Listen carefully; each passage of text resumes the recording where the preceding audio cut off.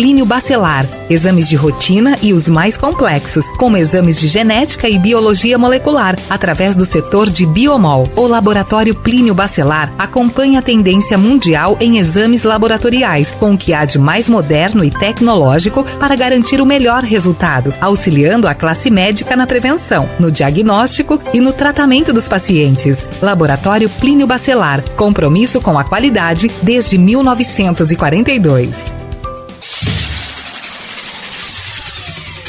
Começa agora o Folha no Ar, primeira edição.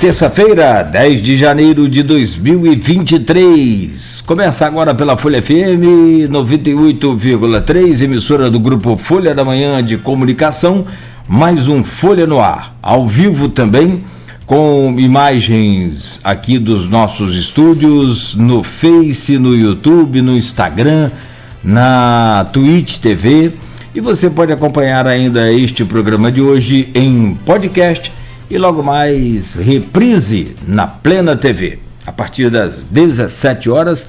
Muito bom dia, são 7 horas e 7 minutos. Sejam todos bem-vindos, uma ótima terça-feira a você que nos ouve e nos assiste aí pelas redes sociais e também pela Plena TV.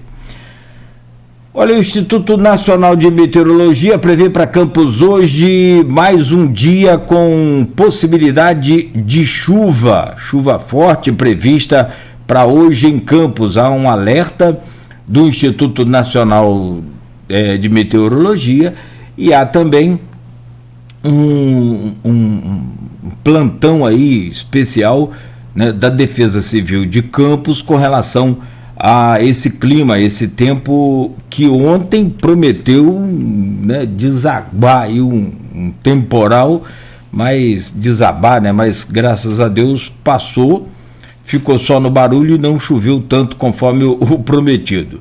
Para hoje é tempo nublado, é chuvoso, a mínima é de 22, a máxima é de 30 graus, aí se mormaça, a umidade aumenta, né, então dá essa sensação de temperatura mais alta, e aí de fato a umidade chega agora a 96%, a umidade relativa do ar.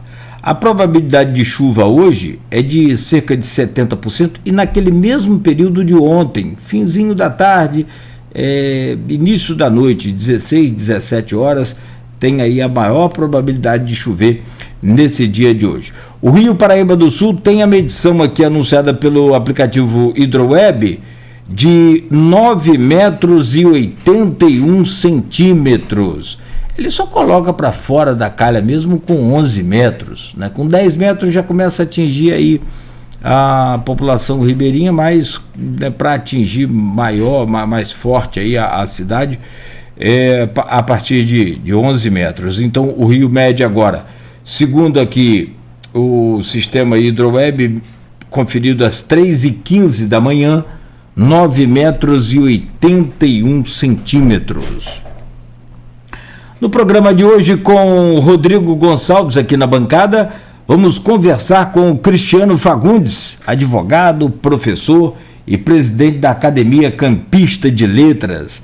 Cristiano, seja bem-vindo, vamos trazer já o seu bom dia, e neste programa a gente vai falar de pouco, de tudo, né? Pelo menos um pouco, né, com destaque, é claro, para a cultura e também para a justiça, mas como você é advogado, a gente não pode deixar de aproveitar aí esse conhecimento nessa área para que nos dê aí algumas informações jurídicas do que pode acontecer com aqueles vândalos, alguns chamando de terroristas, se é que realmente pode se chamar.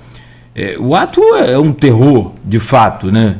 Mas pela lei brasileira, o que a gente pode, de que forma também aqueles vândalos vão ser criminalizados. Além dessa avaliação dos ataques criminosos e antidemocráticos em Brasília, vamos te pedir, né, a sua opinião sobre o governo Lula na área da justiça e da cultura, né, que são as duas áreas que você atua. Vamos falar um pouco também sobre reforma do trabalho. Vamos ter de tudo aqui nesse programa hoje. E o trabalho que você vem desenvolvendo à frente da ACL, a Academia Campista de Letras.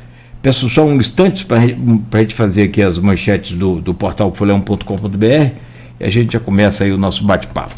No oferecimento de Proteus, serviços de saúde e medicina ocupacional, qualidade certificada ISO 9001-2015, Unimed Campos, cuidar de você, esse é o plano. Laboratórios Plínio Bacelar e vacina Plínio Bacelar, cuidando bem de tudo que te faz bem.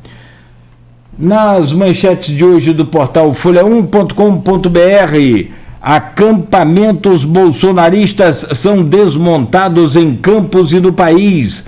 Determinação do ministro Alexandre de Moraes foi tomada após bolsonaristas radicais invadirem e depredarem o Congresso, o STF e o Palácio do Planalto.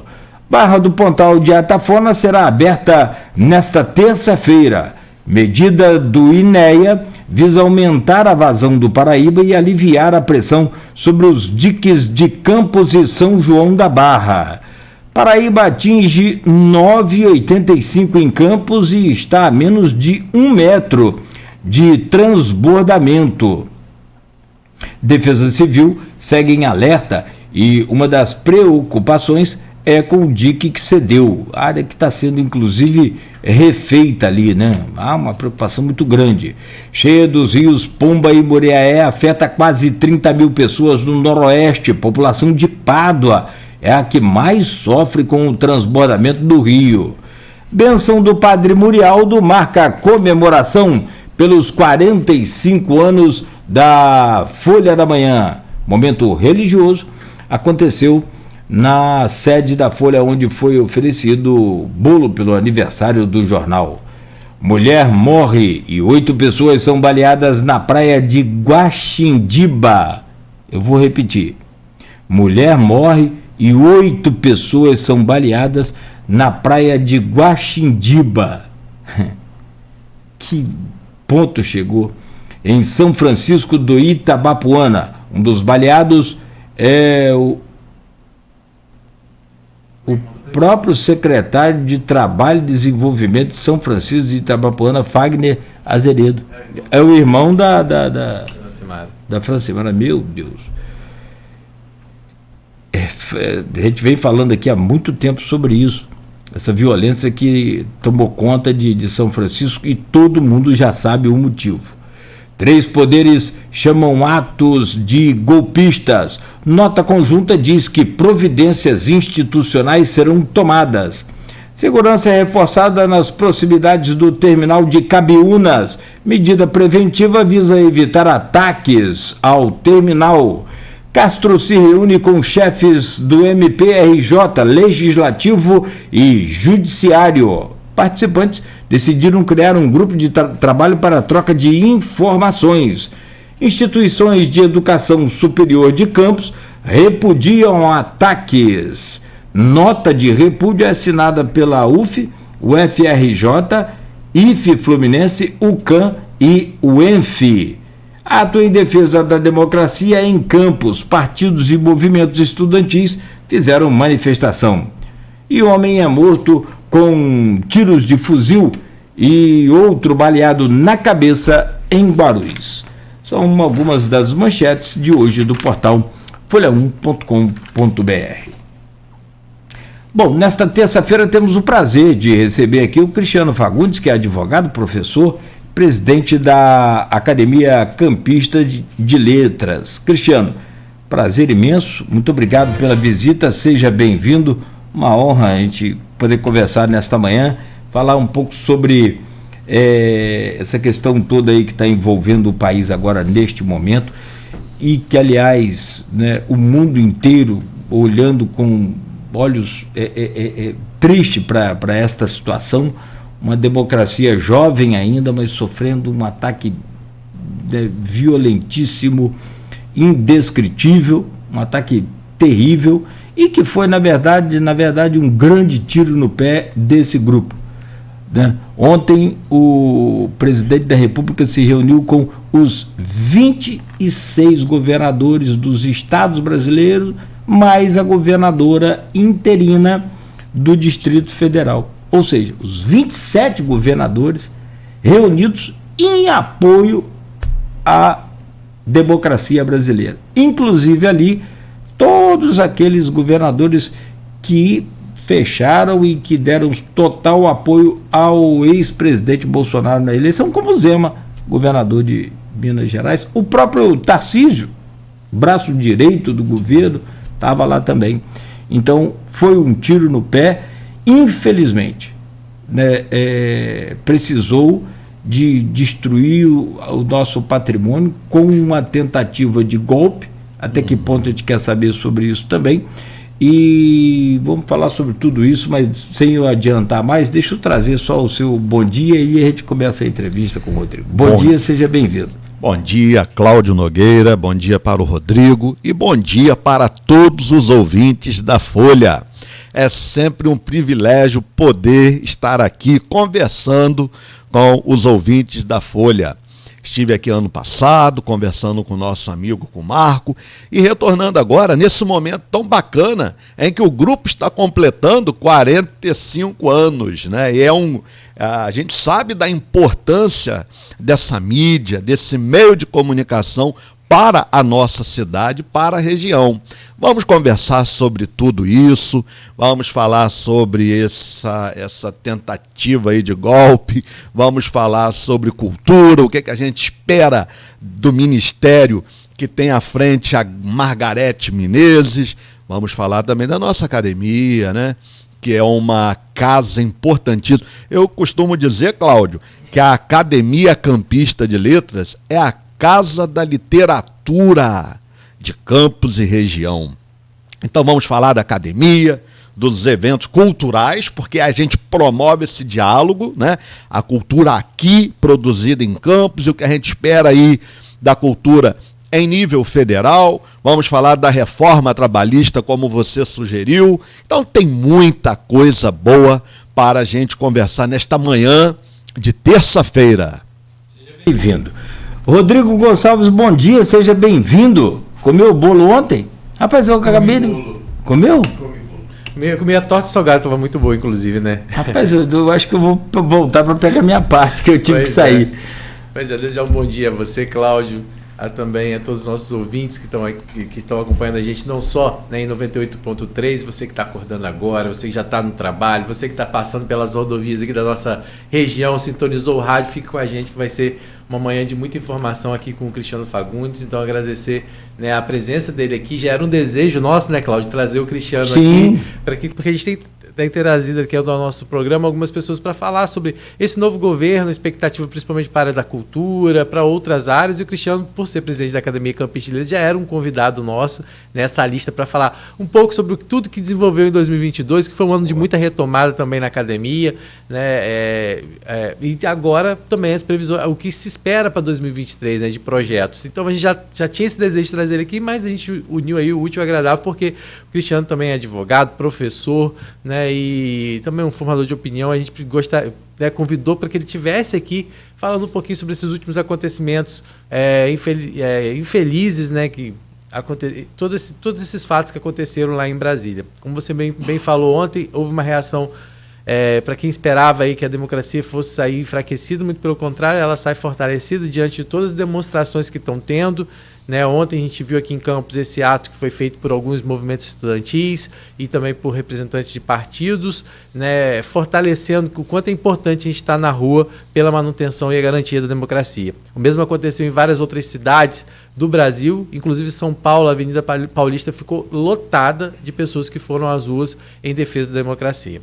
Infelizmente é um cenário que a gente não gostaria de estar vivenciando, né, mas não basta só, como diziam ontem, né, as palavras dos manifestantes, de quem estava lá, em apoio à democracia, não basta apenas derrotar um governo como foi o último, mas sim toda a cultura, infelizmente, e aí a cultura no sentido de tudo que eles produziram em relação a essa instabilidade que a gente vive no país e principalmente o desrespeito à Constituição. Então isso é algo que a gente precisa ser muito bem trabalhado e o nosso papel aqui na rádio é também isso. Não é questão partidária, não. É questão de defesa da Constituição, que é o que nos rege. Então é importante que todo mundo, ao ouvir esse programa, fique atento a tudo que vai ser dito pelo Cristiano Fagundes e tudo que a gente vai dizer aqui, porque até agora já são aí pelo menos 1.500 presos e eles vão responder por isso. E mais pessoas provavelmente vão ser responsabilizadas por isso.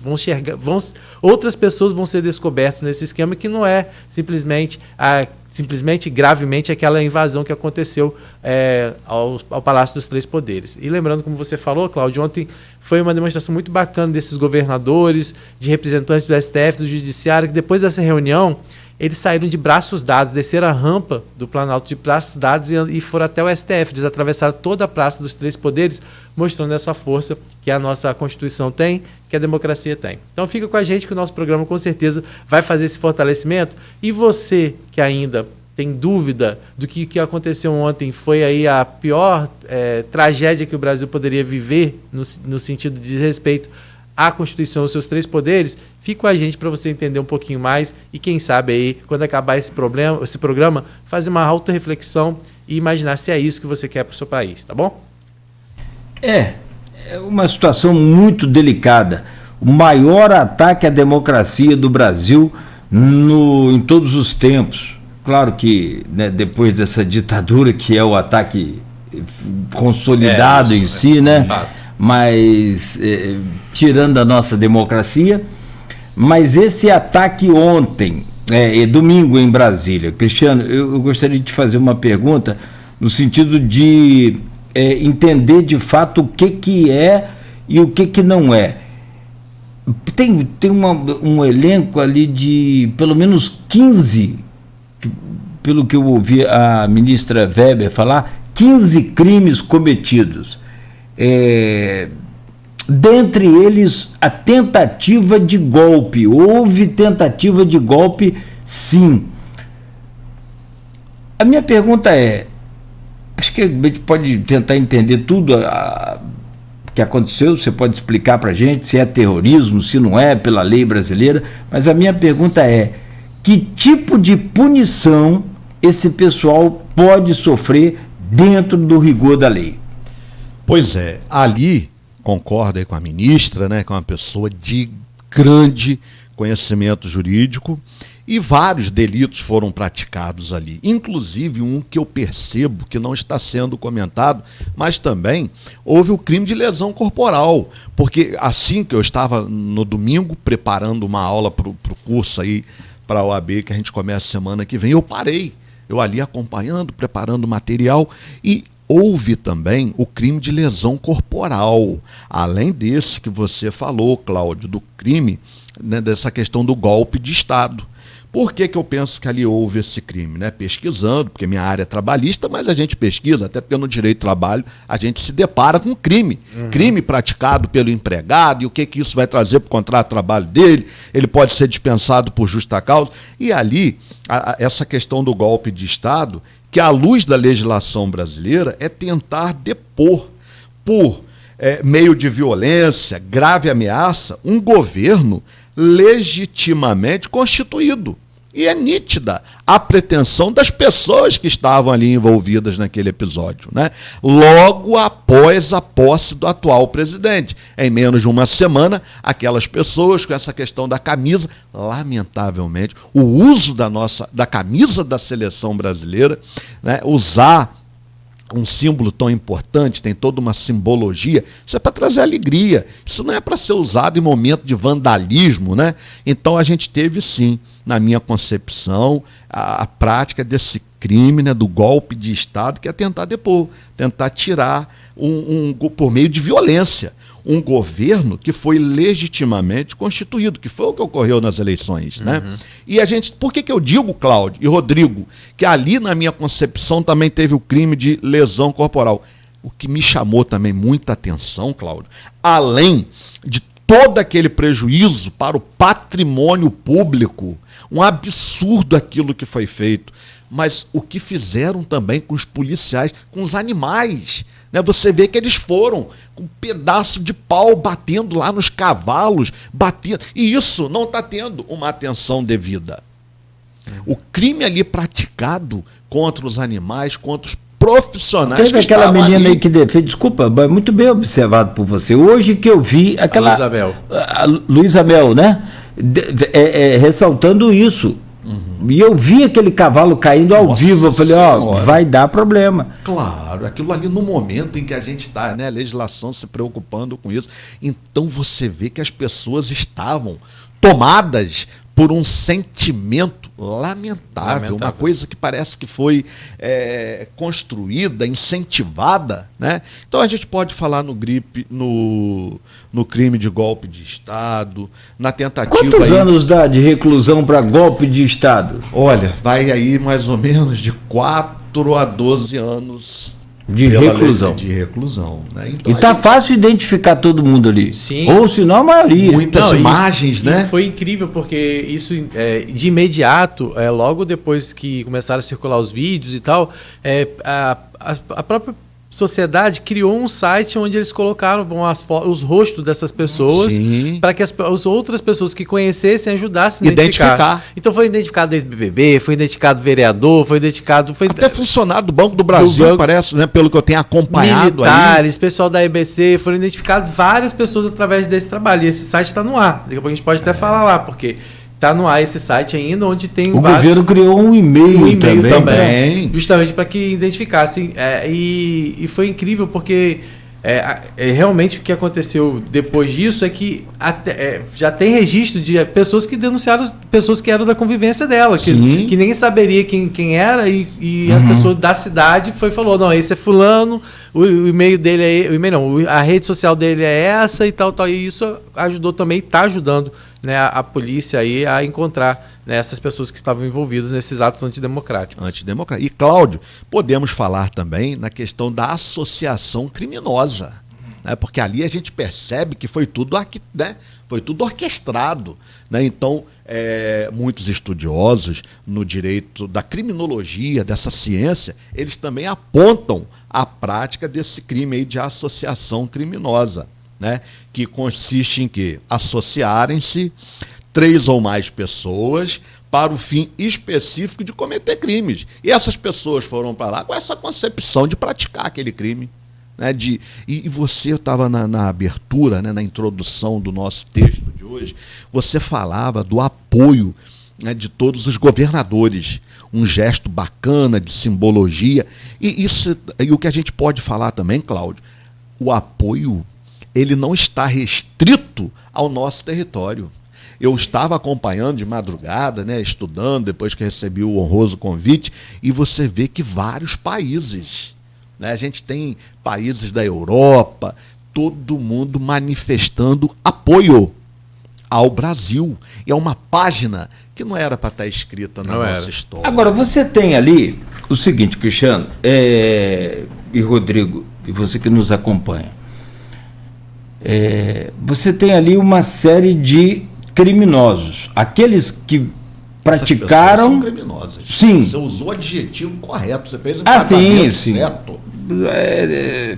Se sou eu estou preso, que cometo uma coisa dessa. Mas vamos lá. Você tem aqueles que cometeram o crime e tão responsável ou mais, ou tão responsáveis ou mais, são aqueles que comandaram e orquestraram tudo isso. Aí você vai pegar uma lista de empresários que já tem, e não são poucos, e são de vários estados brasileiros. Você vai pegar o governador do Distrito Federal, que por omissão clara e nítida deixou de agir. Porque ontem a vice-governadora que assumiu, na fala com a reunião, ela defendeu de que o governador também foi vítima de informação falsa. Bom, de um lado a comprovação de que eles trabalham com fake news o tempo todo, e isso nem precisa comprovar mais. Sim. Porque a pessoa que acredita que encostou do Brasil aqui uma fragata russa com um míssil supersônico, tá de brincadeira. Os caras, é um absurdo que o presidente do ex-presidente do Brasil comprou uma pilha lá nos Estados Unidos, o Bolsonaro, que aquilo ali é suprimento para guerra, que vai precisar de lanterna. Então essas pessoas estão seriamente envolvidas nessa bolha e não saem dela e acabaram cometendo isso. Então viraram massa de manobra para determinados. Como é que pode ser esse tipo de punição? O governador já foi afastado do cargo por 90 dias, é claro, evidente, para evitar que se acesse provas. Agora, você tem ali duas outras situações. Essa desses empresários financiadores, que aí vai se descobrir, não tá tão difícil.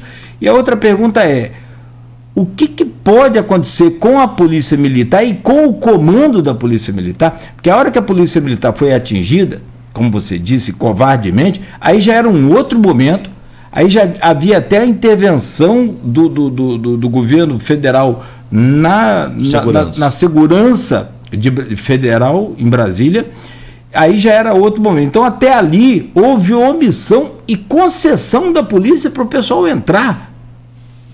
Como é que pode, que tipo de punição pode acontecer para essas? Pois é, eles vão responder por esses delitos que a gente estava falando. E você, o que a gente percebe? Como já o Rodrigo falou, que mais de 900 pessoas, né, já foram. Dão 1.500 mais ou menos até agora. Que já foram, né, identificadas. Sim. E agora qual é o próximo passo, Rodrigo? Com essas pessoas, como agora a coisa vai apertando, a justiça vai acabar chegando às pessoas que estavam por trás, né, financiando tudo isso. Porque, veja bem, ali a gente tem pessoas de todo o Brasil. Né? Então, quem gastou com alimentação, com a estada dessas pessoas, né, que algumas pessoas falam estadia, mas tecnicamente é estada, porque estadia para veículo, quando é permanência de pessoa, o termo mais adequado é estada. Então, quem é que financiou tudo isso, Rodrigo? Agora, como já tem mais de 1.000 pessoas presas, a gente vai chegar, a justiça vai conseguir identificar, porque essas pessoas agora serão ouvidas e, na hora que a coisa começa a apertar, a verdade ela vai aparecer. E aí, né, na proporção da participação dessas pessoas que estão por trás, elas também, né, irão responder. E um episódio, e como a gente está comentando, todo mundo manifestando apoio, e a nossa instituição, ainda que regional, uma academia aqui de Campos, né, do estado do Rio de Janeiro, mas a gente também fez uma nota de repúdio, e isso foi colocado nas redes sociais da instituição, da academia. Percebi também, ontem à noite, que a Academia Brasileira de Letras também não foi omissa, a ABL também fez uma nota de repúdio, e acho que todo mundo que tem bom senso, independentemente de questão partidária, Cláudio, porque é o que você falou, né? Até pessoas que apoiaram o presidente anterior, mas diante do que foi feito agora, desse ato terrível que entrou para a história do dia 8, essas pessoas também não andaram de mãos dadas apoiando esse episódio. O prejuízo ali é enorme, e dinheiro que é nosso, né? E maculando a imagem do nosso país para o mundo todo. E a análise do Rodrigo, que eu assino abaixo, isso fortaleceu. Quando o Cláudio também falou aí na abertura, quando ele diz que isso acabou fortalecendo, você falou do tiro no pé, e eu concordo com você. E olha, analisando, né, um olhar para a gestão do Lula nos outros 2 mandatos, eu tenho a impressão de que Lula, pelo histórico dele, essa questão de sindicato, eu percebo, não sei se vocês concordam comigo, se o nosso ouvinte concorda, mas o Lula, ele quando ele está diante dessa situação de contraste, de divergência, me parece que ele tem esse dom, ele sabe trabalhar e ele vem mais forte, né? Então, além dele estar recebendo apoio, dos governadores, né, das instituições, também lá dos países, como a gente já comentou, isso aí eu acho que vai trazer mais força, porque sabe por que eu estou dizendo isso, Cláudio? Tudo a gente tem que ter um argumento, para não ficar uma coisa como uma falácia. Mas veja bem, Lula é uma pessoa experiente. Né, você já deve estar chegando a seus 80 anos e tem décadas de participação na política. Eu não tenho nem como comparar, mas ele vai conseguir, ele vai trabalhar agora, sabe com o quê? Com a adesão do povo. O que Lula vai fazer agora com essa manifestação, né, com relação à posse dele, os 3 poderes foram agredidos, ele podem acreditar, ele vai conseguir trabalhar para trazer o povo para ele. Né? Essa já teve uma votação expressiva, mas eu acho que agora, com esse ato, o brasileiro é uma pessoa de boa índole, ele vai conseguir a adesão, sabe, Rodrigo? Não sei se Cláudio aí também concorda comigo, mas eu acho que ele sai fortalecido. Ontem os 3 poderes estavam lá. Eu falei dos governadores, mas estava o STF, Supremo, representado. Estava o Lira não pôde, mas mandou representante. Quem não pôde mandou representante logo imediato. Sim. Então estava lá os representantes dos senadores, dos deputados e também do STF. Agora, você já tem aqui, por exemplo, uma lista de vários influenciadores, pastores, cantores, até o cacique Rony Pareci, líder de uma aldeia de Campo Novo dos Parecis, no oeste de Mato Grosso, representa um grupo indígena que tem participado dos atos golpistas, também convocando para esse ato. Está tudo muito claro. Já se chegando, né? Tem uma relação de nomes aqui no site UOL, por exemplo, mas muitos nomes, imagens. Advogado Solano Henriques também fez convocação e por aí vai. A verdade é o seguinte: o que se espera agora, neste momento, primeiro, a identificação desse pessoal, e segundo, eu tenho muita preocupação, meu caro Cristiano Fagundes, me desculpa a minha franqueza, eu tenho muita preocupação com a lerdeza do judiciário brasileiro. Não por culpa do juiz, é por conta do sistema, e muitas das vezes falta até juiz. Aí você sabe muito melhor do que eu. Você acompanha esse drama aí diariamente. Tem comarca que fica sem juiz, né? Sim. Os concursos públicos. Tem juiz acumulando comarca. Então não tem como dar. Isso pode, lá na frente, dar em nada? É uma questão, né, que você abordou aí e com muita felicidade. Nós sabemos da morosidade do nosso judiciário, né? E isso é lamentável. Aqui na nossa cidade também, né, eu estive aí à frente da OAB, eu fui vice-presidente da OAB, né, o presidente foi o Cristiano Miller, e nós assumimos no primeiro ano tudo tranquilo, no segundo, porque são 3 anos de mandato, no segundo ano estourou, veio a pandemia. Então, está à frente de uma instituição importante como a OAB, num período de pandemia, em que o judiciário ficou fechado e a gente precisando de alvará, como é que foi esse contato. Olha, Cláudia, a primeira audiência online, virtual, trabalhista, eu tive o privilégio de ter feito essa primeira audiência. E sabe como é que nós fizemos essa audiência trabalhista? Foi com o juiz aqui da Vara do Trabalho de Campos, doutor Cláudio Vitor. Nós fizemos uma parceria da OAB com a Justiça do Trabalho. A Justiça do Trabalho enviou o link para todos os advogados que quisessem participar daquela audiência, porque foi uma audiência piloto. Eu também ali, minha primeira audiência, né? Então, tudo acontecendo, então a gente teve uma contribuição importante. Todas as gestões na OAB contribuem, né? Deixam ali aspectos positivos, isso é muito bacana. E o que você falou é pura realidade. A gente comenta isso, eu falo isso nas minhas aulas de Direito do Trabalho, de Processo de Trabalho, com os meus alunos, a morosidade. E um fator que contribui para isso, você já apontou, que é o número, a falta de juízes, né? Eles fazem concursos públicos e as vagas não são preenchidas.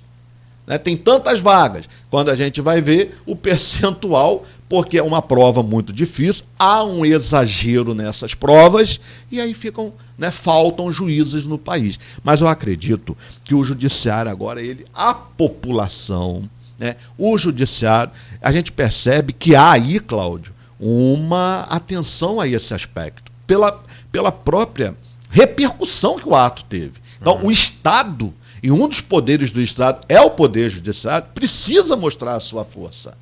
Porque é preocupante, você está certo quando você falou que fica preocupado, eu também. Porque se não houver a devida punição, isso pode incentivar outros atos. Então é preciso mostrar que esses criminosos, que essas pessoas que trouxeram esse prejuízo para o patrimônio brasileiro, essas pessoas precisam ser punidas para servir de exemplo. E eu acredito que o judiciário, como a gente está vendo, o legislativo, o executivo, né, os governadores, eu acho que vai haver aí uma união desses três poderes e da população exigindo a devida punição.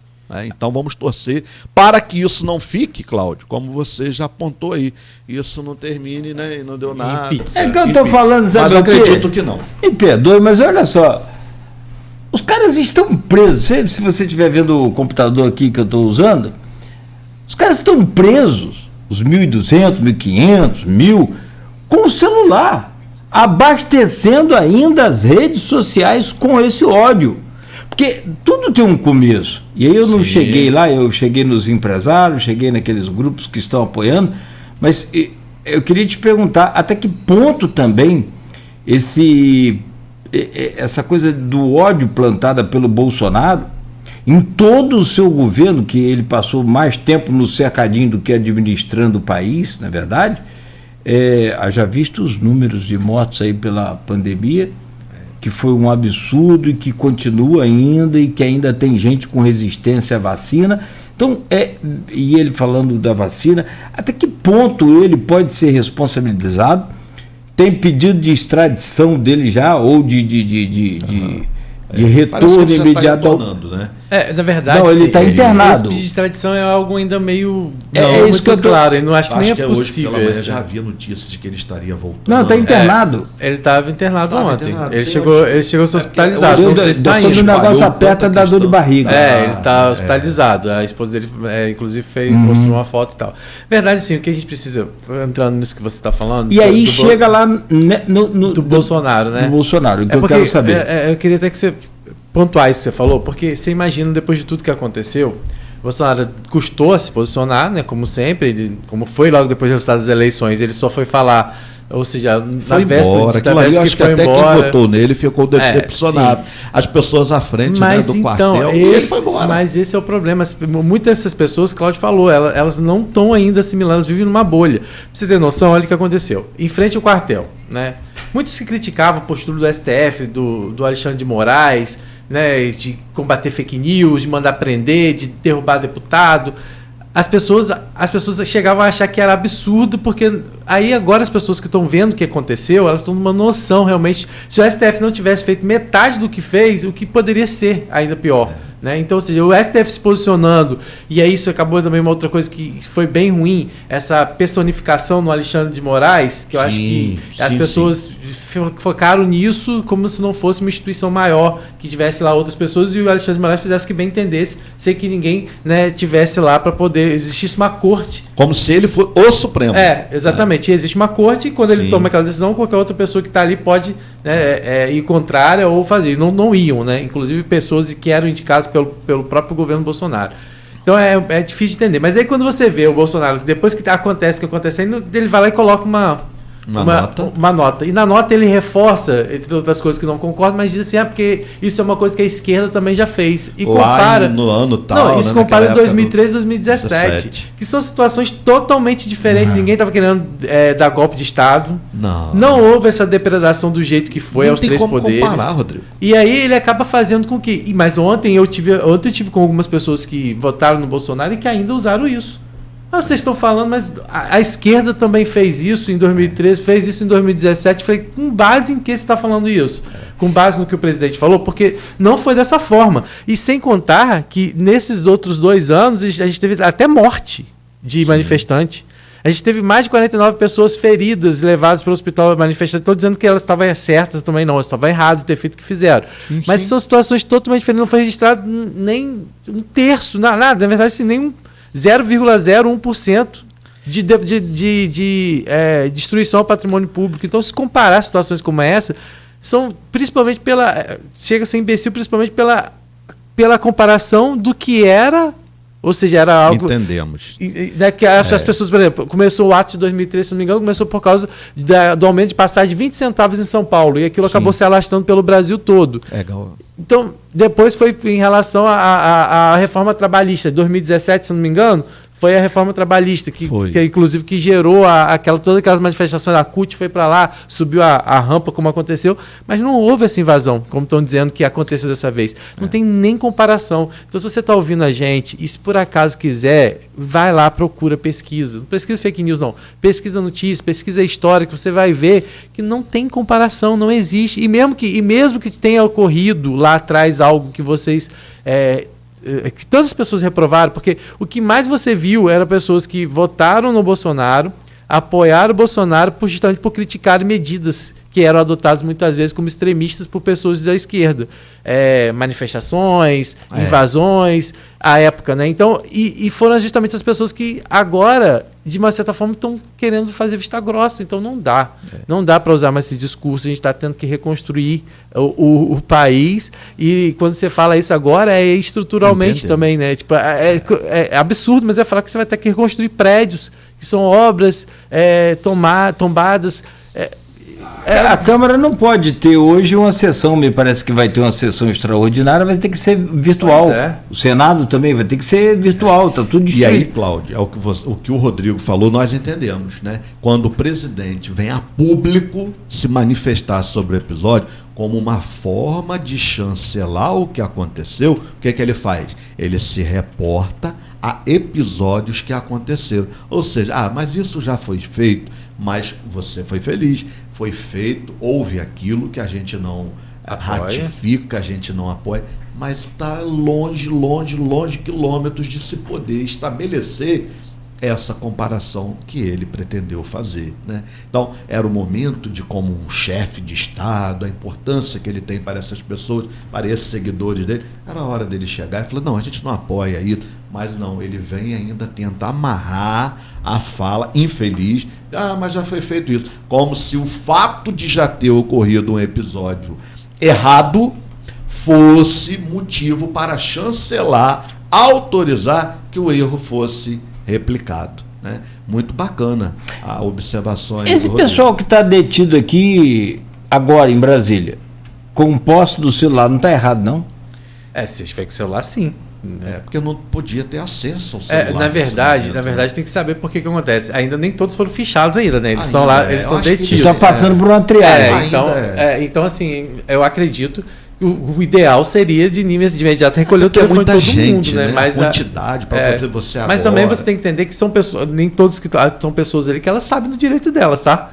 Muitas ali foram massa de manobra, a gente sabe, mas tem muita gente ali que sabe do direito delas, ou seja, por enquanto elas ainda não tudo muito recente, elas ainda pela quantidade, né? Elas estão detidas, né? Então assim, mas realmente se tiver, cara, sei lá, eu acho que tem muita folga, tem muita moleza para esse tipo de situação. Mas sabe por quê? É aquele negócio foi detido de seus pertences aqui na gaveta aqui, bota aqui na sacola aqui, meu filho. Você tem militar, tem tudo ali no meio, nem sabe. E daí, ainda. Mas celular, de quem está preso, está preso. Porque essas pessoas ainda estão sendo analisada a situação de cada um.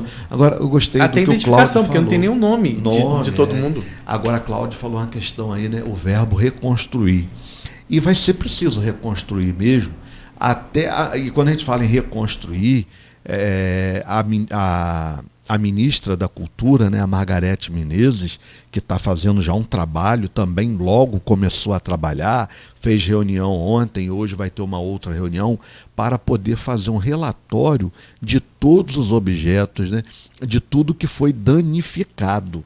Então, precisa reconstruir mesmo muita coisa. E falar em reconstruir... Você falou, porque tipo assim, tem o crime de dano ao patrimônio da União, público da União, sim, e também tem o crime contra o patrimônio cultural, Sim. E são 2 crimes que vão estar sendo atribuídos aí, crime porque contra o patrimônio cultural. Uma coisa é a depredação do prédio, né? De coisas que não. Por exemplo, uma televisão que tinha lá na sala que foi mostrado que foi quebrada. Aquela televisão é um dano ao patrimônio. Né? Agora, quando você destrói uma obra de arte, como aconteceu, de forma que até depois eu queria até comentar. Aquele relógio que foi dado há 230 anos. Eu estava vendo os objetos que foram danificados. Né? E o Edmundo Siqueira, inclusive, que é nosso parceiro, né? Que deixa um abraço para ele, inclusive fez uma postagem no blog dele, hospedado na Folha 1, falando sobre isso. Né? E depois eu queria até depois ler alguns trechos, né, que ele fala sobre isso, porque gerou bastante comentários lá. Né, e com certeza a gente vai tentar de alguma forma reproduzir na edição da Folha da Manhã, que vai, né, sair às bancas amanhã, falando um pouco sobre isso, sobre a destruição desse patrimônio. Né? E ele fala assim, né, e não tem como a gente não analisar, né, que talvez a maior tragédia do Brasil seja seu autodesconhecimento. Sim. Ela é a mãe de tantas outras. A formação de uma nação passa pelo reconhecimento do seu povo por elementos comuns que vão criando identidade. Né? A educação vem daí. A valorização da cultura também. É essencial que um país se reconheça. E foi o que aconteceu. Perfeito, a questão de identidade. Mas olha só, Cláudio, a gente está falando de um país que na gestão anterior, o Ministério da Cultura virou a secretaria. Então, olha o olhar que se teve para a cultura nesse país. Houve uma destruição de... Então, por isso que eu gostei do verbo reconstruir. A gente vai precisar reconstruir muita coisa, né? Mas o bacana é que voltou o Ministério da Cultura e muita gente critica o Ministério da Cultura, talvez porque não saibam essas pessoas o que significa a importância da cultura, né? Porque o Ministério da Cultura, a cultura é para desvio de dinheiro. Não é por aí. Se houver o desvio de dinheiro, como qualquer outro crime, tem que ser analisado e as pessoas têm que ser punidas. Mas o Ministério da Cultura, ele precisa receber o valor, né, a importância que ele tem para o país. Então, pelo menos, já começou bem.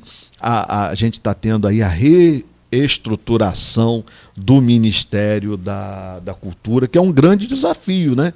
Porque, como eu dizia, no governo anterior era uma secretaria. Né? Então, já tem aí, eu penso que o nome foi bacana, principalmente se você olhar quem estava no cargo anteriormente. Eu penso que a Margarete Menezes, ela traz muitos mais adjetivos positivos para esse ministério, por toda a atuação dela. Né? Então, reconstruir esse ministério, que não é uma tarefa fácil, mas ela está escolhendo aí pessoas bacanas. Sabe o que eu gostei muito? A gente que é aqui da academia, nós que somos professores, escritores, Rodrigo, a gente agora tem a questão da secretaria, olha essa, Cláudio, né? A Secretaria de Formação, Livro e Leitura. Olha que bacana essa secretaria, né? Porque a gente precisa incentivar a literatura. Talvez incentivando a literatura, as pessoas vão conhecer o seu país, a nossa história, as pessoas vão parar de elogiar, incentivar a ditadura. As pessoas precisam entender, porque agora todo mundo vira especialista de tudo. Né? Todo mundo... Olha, eu assumi, né, a OAB como vice-presidente, eu fui assumir a academia, mas olha só, eu como advogado, como um professor de direito, eu fui fazer um mestrado, sabe em quê? Planejamento regional e gestão de cidade. Por quê?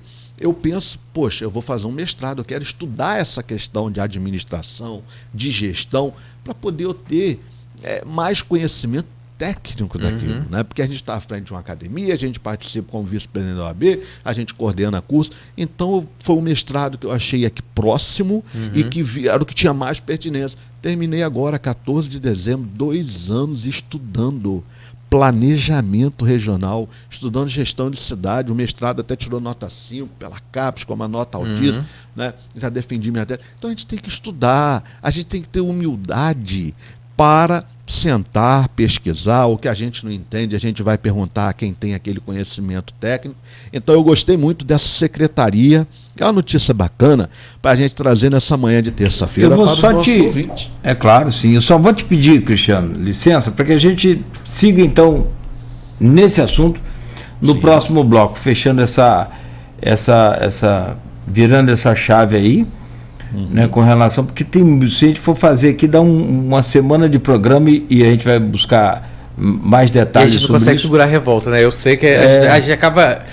Está até se inflamando um pouco em relação a tudo que aconteceu. Não, eu ontem conversei com muitos bolsonaristas também, revoltados também. Sim, alunos meus, pessoas que apoiaram, votaram, estavam tristes diante do que ocorreu. Envergonhados, envergonhados. Se teve alguma coisa positiva nisso, foi o que a gente falou. Foi um tiro no pé.